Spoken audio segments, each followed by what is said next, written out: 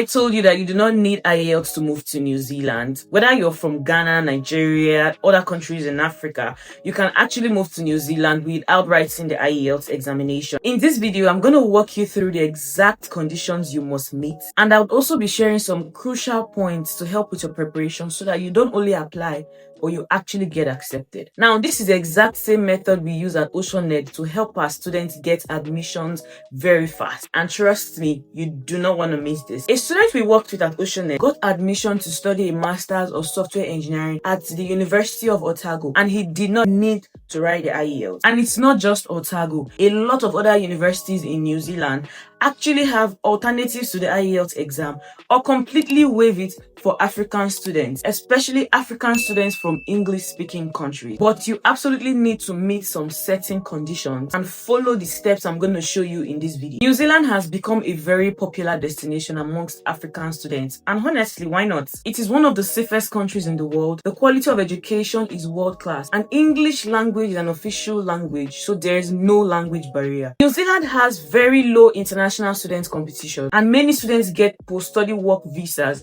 for up to 3 years. Plus, the people are friendly and the job market is open to foreign graduates. New Zealand universities absolutely recognize African degrees. Their visa process is pretty straightforward, and you have the opportunity to work while you study. And for the applicants who intend to travel with their family, you can absolutely travel with your family, provided you apply for the right program. Not all programs in New Zealand can allow you bring your family, so you have to make a very informed decision on selecting the program that you actually want to pursue. Now, how can you move to New Zealand without IELTS? Number one on the list is the medium of instruction letter, which is also called MOI. If your first degree or even your second degree was taught in an English-speaking country, especially in Africa, all you need to do is get a letter confirming that you actually studied in English language. This letter is usually issued by the registrar from your university. It has to be signed and stamped to prove the authenticity. This is actually very, very good because a lot of universities, top universities, accept the MOI. And some of those universities include the University of Otago,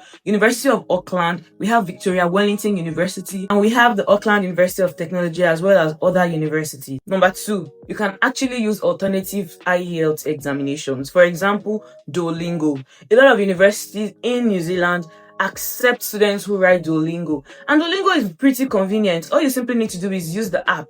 Take it online anywhere you are, from your office, your homes, wherever you are, you can write Duolingo tests. And the cost is relatively cheaper compared to a lot of other exams. Because, for lower than $60, you can get your Duolingo examination written in your home. So aim for at least 100 in Duolingo. Now, other kinds of English language certifications this category of universities would accept of the PTE or the TOEFL. So if you already have the PTE or the TOEFL, this can absolutely work for you. One of the universities that accepts this proof of English language proficiency is the Lincoln University. Now, the third way you can prove your English language proficiency without IELTS is to take the English language foundation courses that are available to students in a lot of universities in New Zealand. This basically means that before you enroll for your program, the actual program you want to study, you will have first applied for an English language program, which is usually a 1-year program. After completing this program, you can now use this certificate to apply for your admission as a proof of English language proficiency. Now, the fourth way you can prove your English language proficiency without needing the IELTS is to apply to universities that don't even require IELTS at all. Yes,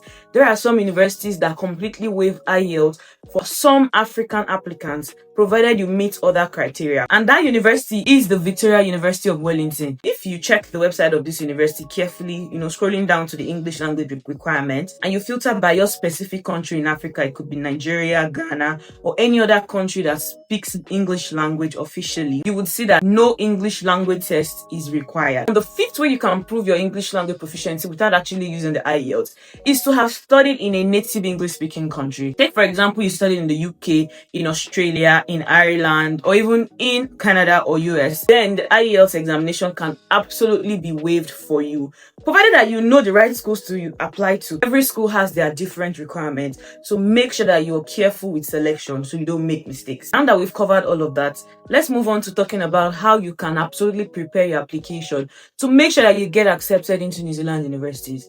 Number one, make sure you apply early. New Zealand universities have 2 intakes per year. We have the July and the February intake every year. The July intake is traditionally the major intake, while the February intake is like the second lap in the year. Okay, so if you miss the July intake, you can absolutely apply for the February intake. Get your academic transcript, sometimes your degree certificate, as well as your means of identification ready, okay, because this is very important.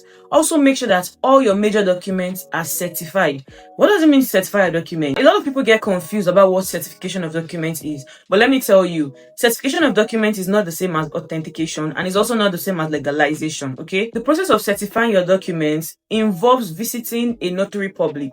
Notary publics are a kind of legal practitioners. You take the original copy of that document along with a photocopy and have them stamp and sign it as the original. This is basically them saying that they have seen the original of this document, that they can attest to the fact that this is a true copy of the original. And once they do that, all you simply need to do is scan the copy that they have signed and stamped and add it to your application. Okay, that is what is required. Usually for New Zealand universities, your passport must be certified, your degrees transcripts and your certificates, and a couple of other documents depending on the school. But mind you, some universities would accept you without certification, but ask for other means of verification much later after you have gained admission. So pay attention to where you apply. Now, it might be a bit tricky applying to New Zealand universities or even any university abroad. So if you need assistance, always feel free to contact Ocean Study Abroad.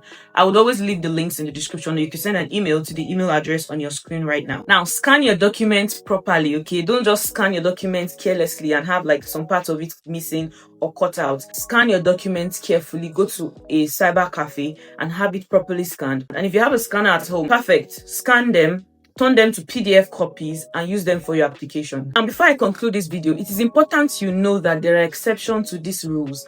If you have been out of school for over 5 years, say you've been out of school for 7 years, 10 years, not all of these conditions may apply to you, because the universities will assume that you've been out of school for so long. Now, depending on the school, they may need an additional proof of English language proficiency. So bear that in mind when you're making your plans. So to make this so much easy for everyone, I have made a PDF list, a comprehensive PDF list of all the universities that I mentioned, the specific English proficiency alternative that each of these universities have, as well as links to the university's website where it is written clearly. This is to make it so much easier for you guys so that you have a very organized plan in order to help your application process be so much faster. Now, if you want me to send a document to you, don't worry. All you simply need to do is leave Maureen NZ in the comment section down below, and I would forward that document right to you. Okay? So if you found this video helpful, and you know anyone who is looking to study in New Zealand but has been stuck on making a decision simply because they don't want to write the IELTS examination, then you should forward this video to them immediately, because they will find value in this.